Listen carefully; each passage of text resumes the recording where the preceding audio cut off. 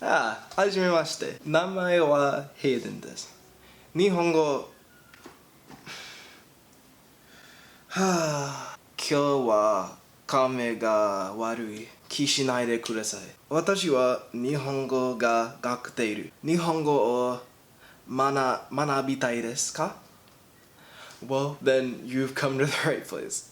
Sorry, I had to switch it up to English there because my Japanese is very, very limited at the moment. Here is basically what I do just about every day in order to learn the Japanese language. And I feel like my routine is pretty good, but you know, if you're just sort of a beginner to the language and don't really know where to start, then I feel like you could use this as a really good starting point. So let's get right into it.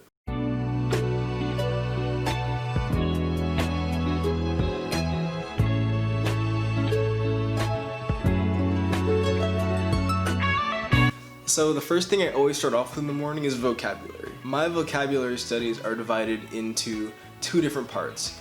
One of those parts is my Anki app, and the other part would be my vocabulary notebook. The way that my study system works is I use two separate notebooks for when I study.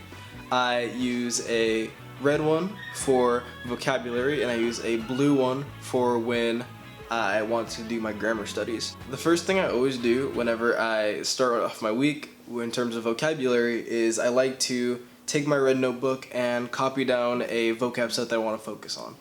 This week I focused on sports and competition.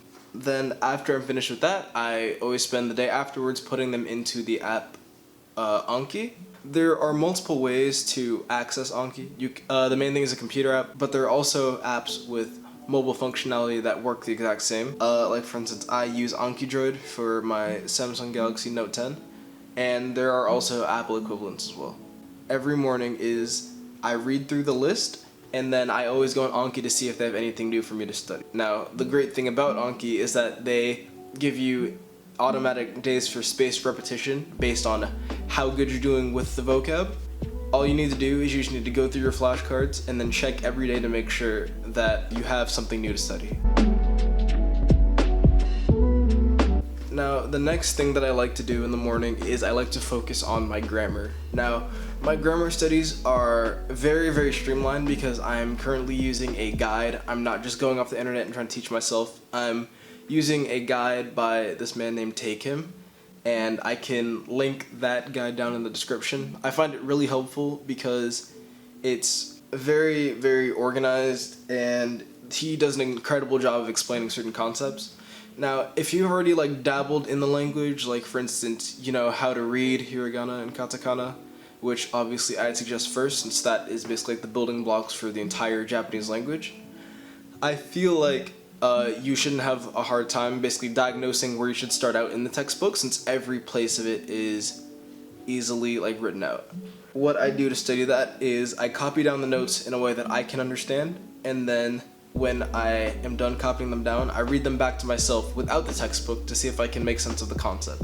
Another thing that I like to do is I like to give myself bi-weekly assessments, which basically means that I just started doing this recently.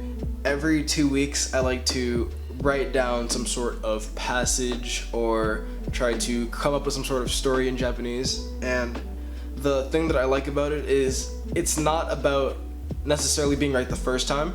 It is about getting your thoughts on paper in a way that is at least a bit coherent in terms of thought.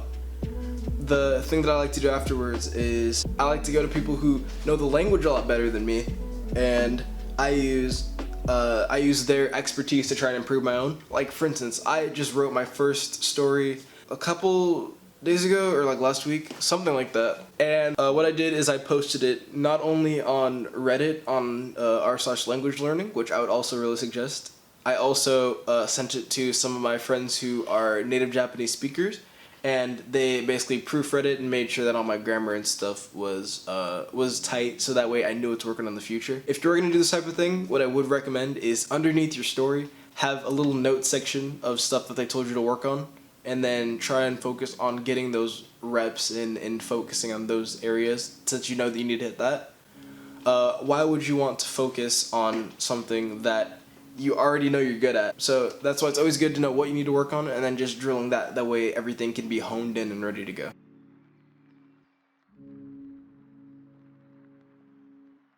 Now, obviously, another really good thing that you should look into is looking into immersing yourself in Japanese or whatever other language you're studying. I watch a lot of anime. Yeah, but I personally don't feel like it's that good if you're trying to learn like formal Japanese to speak, because the way that they speak is dialect based. I feel like manga is kind of the same way, but I feel like if you are just starting out, it's a really good tool because it helps you recognize these kanji and like this grammar and vocab that you're learning in this actual setting. So I have a couple Twitter artists that I like to read their manga because it's extremely simple and it's easy for me to follow along, and sometimes I even get to incorporate my own vocab.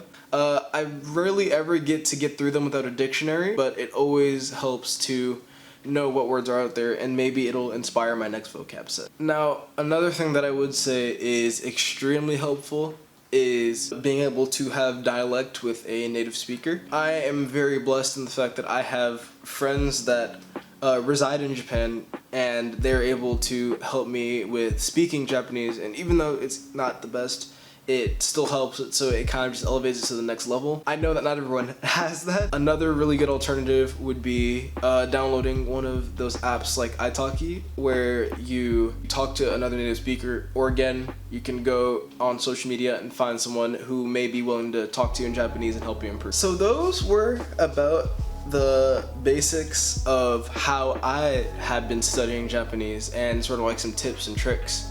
And I could go maybe more in depth into a like resources video. Like I skimmed over everything, but I haven't really, given you the ins and outs of every single tool that I use. So maybe I'll go in depth with another video, but for now, that was my basic study routine. I would say do this minimally 5 times a week. I personally do it 7 because I want to learn faster, but I would say that doing it 5 times a week, you shouldn't have any problems there. Thank you guys for watching. It's been a fun journey, and hopefully I'll do more of these videos in the future. See you later.